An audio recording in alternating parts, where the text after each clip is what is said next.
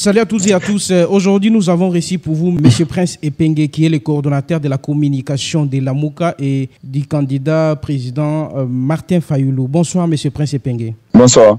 La police vous accuse d'avoir utilisé les mineurs dans votre manifestation d'hier. Comment vous réagissez sur ça? Que ces accusations, ces fausses accusations, nous parviennent ou nous proviennent d'une police qui est déjà politisée, une police tendancieuse, une police aux ordres de M. Félix Tshilombo, une police tribalisée, oui, parce qu'on l'a vécu hier. C'est la tribu qui est dans la police maintenant. Ça ne nous étonne pas.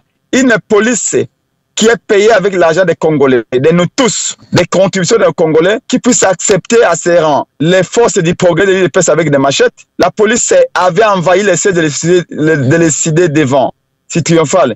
Et partage les tâches avec la tâche sécuritaire avec les forces du progrès qui avaient envahi l'avenir de l'enseignement derrière avec des machettes pour entendre nos militants. Cette police-là n'a aucune dignité. Elle ne mérite plus notre respect. C'est la police qui a utilisé la violence. On n'a pas utilisé un seul enfant. On n'a aucune preuve. La police n'a aucune preuve de ce qu'elle avance. Au contraire, c'est nous qui sommes victimes. On a eu 12 personnes blessées, certains par balle, des blessés sérieux et 14 blessés légers. Certains sont encore à ce moment à l'hôpital olympique. La police a utilisé des balles réelles. Vous étiez témoin, vous avez vu. La police a tabassé, a piétiné des manifestants. Les images sont en train de faire les tours des réseaux sociaux. Ce n'est pas une police digne de ce nom. La police est entrée même dans les sièges, poursuivant les militaires jusqu'à l'intérieur du siège de l'ECD. La police a arrêté certains membres de l'ADD Congo. La police a tabassé, a blessé et a même fait tomber des chargeurs avec des balles de AK-47 Kalachnikov remplies. Des douilles sont même tombées sur le pied de Martin Fayulu. La police était partie pour tirer et tuer. Alors, ne nous parlez pas d'un bilan de la police. Et comment ce chargeur est arrivé entre les mains du président Martin Fayulu? Mais bien sûr, parce que la police est entrée à violer les sièges d'un parti politique où elle ne devait pas être. Et la police est en train de tabasser les militants. Et dans ces coïs-là, le chargeur est tombé d'une arme AK-47. C'est grave, c'est gravissime. On aurait souhaité que les premiers de la police puissent ouvrir une enquête. Mais malheureusement, comme toujours, on n'a pas une police professionnelle ou alors la majorité des policiers honnêtes, des policiers sincères, des policiers qui sont formés, on les écarte et on prend des policiers qu'on a tribalisés, on les met devant, malheureusement. Alors, qu'est-ce qui était vraiment à la hauteur de ces émeutes entre vous et les policiers? Écoutez, nous marchons pour exiger l'annulation de ces faux résultats. Mais c'est quand M. Denis Kadima avait distribué 13 530 machines aux ministres, aux sénateurs, aux députés, aux gouverneurs de l'Union sacrée et aux cadres de l'IDPS de l'Union sacrée pour frauder en faveur du candidat numéro 20. Le peuple congolais qui a été à la fois victime et témoin de ce chaos électoral, c'est le peuple qui a arrêté les ministres avec des machines, c'est le peuple qui a arrêté les gouverneurs avec des machines, c'est le peuple qui a arrêté des bourgmestres avec des machines, c'est le peuple qui a arrêté les députés avec des machines, c'est le peuple qui a arrêté des hauts cadres de l'IDPS et de l'Union sacrée avec des PV, avec des bulletins de vote. Et ce peuple-là exige qu'on annule les scrutins. Messieurs, c'est l'élection la plus longue. L'élection a commencé le 20 et s'est arrêtée le 27 en violation du calendrier qui dit que les élections se passeront le 20.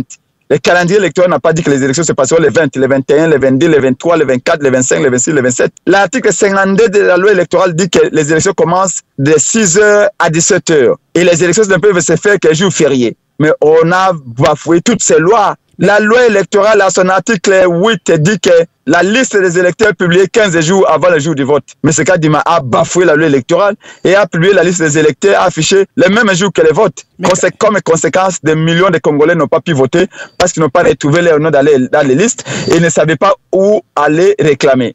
Et donc, c'est un chaos planifié pour un désordre savamment orchestré pour que tout le monde se perde et que la CENI fabrique les résultats. Personne n'acceptera cela. Donc, il faut annuler ces résultats et convoquer de nouvelles élections en arrêtant Kadima pour qu'il puisse justifier où est-ce qu'il a mis les 1,3 milliard de dollars qu'il a utilisé, l'argent des contribuables congolais. Mais M. Prince Epengue, le gouvernement avait interdit de marcher suite aux situations sécuritaires dans la ville de Kinshasa. Pourquoi Quelle est la situation sécuritaire? Quelle est la situation sécuritaire dont vous parlez? Laquelle? Vu la situation actuelle des élections, si les Si le commissaire de la police ne sait pas faire son travail, qu'il démissionne. Il perçoit un salaire, il a les moyens de l'État, pas les moyens de Félix Tshisekedi, les moyens de l'État pour sécuriser les Congolais.